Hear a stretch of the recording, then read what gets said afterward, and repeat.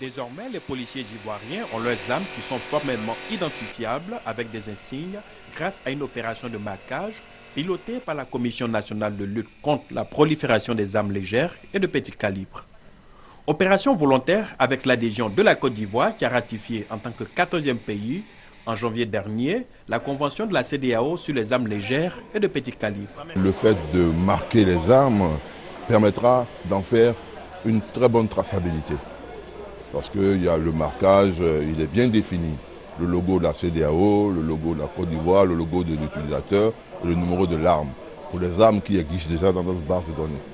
Donc aujourd'hui, il sera très difficile qu'une arme appartenant à l'État puisse être volée. Cette vaste opération intervient après une formation des officiers ivoiriens des différentes forces avec le soutien du Programme des Nations Unies pour le développement, PNUD, et le gouvernement japonais.